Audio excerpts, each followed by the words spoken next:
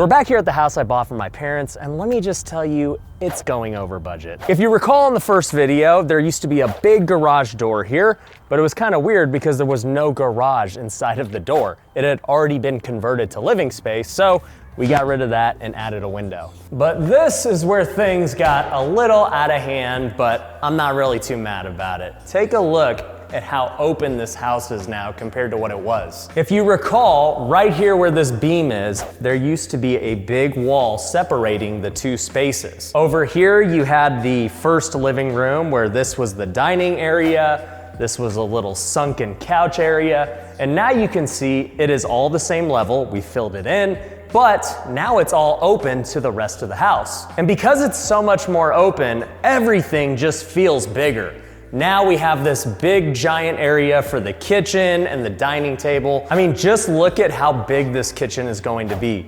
This is gonna be one of the biggest walls I've ever seen on any of my flips, regardless of if it was $1 million flip or a $500,000 flip. Like, this kitchen is going to be enormous. They'll have a huge L shape, and then I anticipate that they're gonna put a big 4-foot island, 4 foot wide this way, but as long as they can with this wall. So there's gonna be a ton of places to eat, ton of seating, ton of all that, but right here, they're gonna end up doing a big dining room table as well.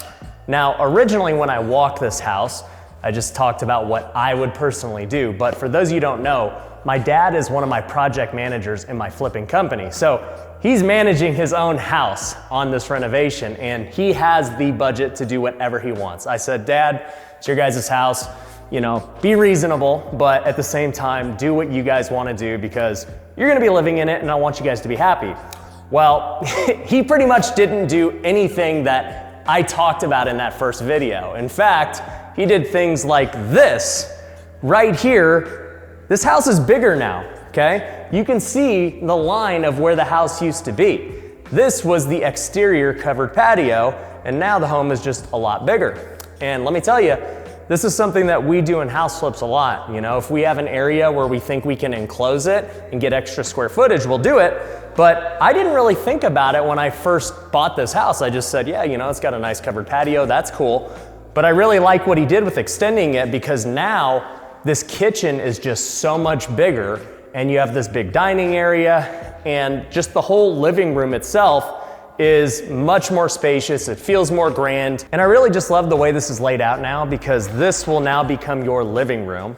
Before it was the dining area and it was closed off, but I can just imagine a big couch right here. If they really want to, and I'm gonna tell them this after, I would put a nice electric fireplace, a good tile, or one of these shiplaps or, laminate things that they do for these fireplaces. I think that would be a really cool statement piece. You just have this huge sectional. And then, when you walk in, you have like a sofa table or something right here so you can just walk in, throw your keys, you got that big fireplace, you got this big kitchen and dining table. And that actually leads me to something else they did that you may not have noticed from the first video, is this wall. So this used to be open, this wasn't here. So even though they extended the house that way, they kind of cut the living area off this way so that they could add more stuff over here. So let's go take a look at that. Now you can't see it really well, but this is the bathroom. If you recall, it was a crazy looking bathroom, but they cleaned it up, everything looks normal. This will be what the guests mainly use. Over here, we had the 2 bedrooms that were fine. We haven't touched those, they're the exact same. But there was this 3rd bedroom right here that I originally said we need to get rid of and make it as part of the master closet. But that's not actually what they did. Let me show you what ended up happening. So this 3rd bedroom, which you can see, the line was right there. It was right here. This was just a normal 3rd bedroom.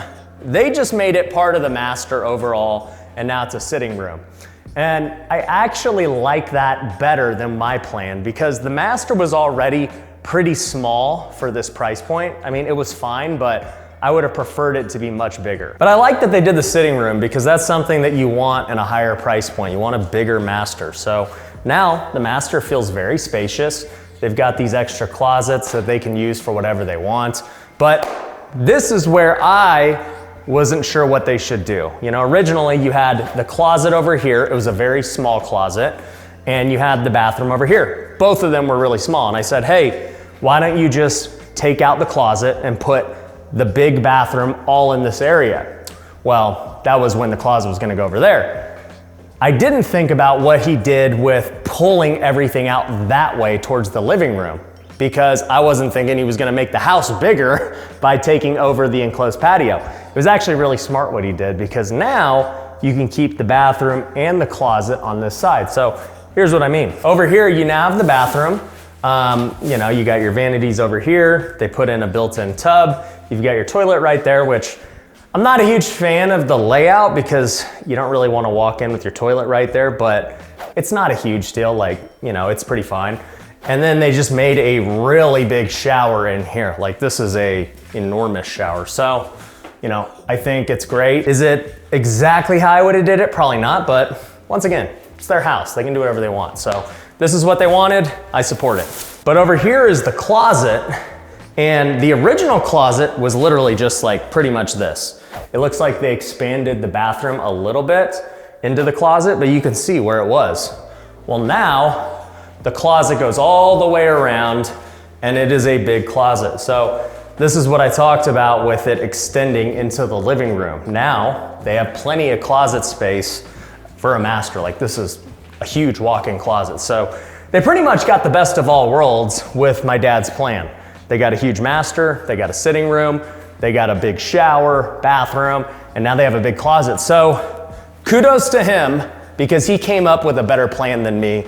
And that's probably why he's the project manager and I'm not, because I am not a construction guy at all. I've never fixed a toilet. I've never done renovation on a house. And let that be news to you guys who are looking at getting into real estate investing. A lot of people think, oh, I gotta be able to drywall and to texture and do electrical and all this stuff. Like, no, you don't. I personally have never done it, and I've bought hundreds of homes. I own hundreds of rentals, and you know, it served me well by not knowing how to do it, because it taught me how to delegate and learn how to find people who can, and just all I have to do is figure out how to get good people and pay them good. So, you know, don't think you gotta do everything.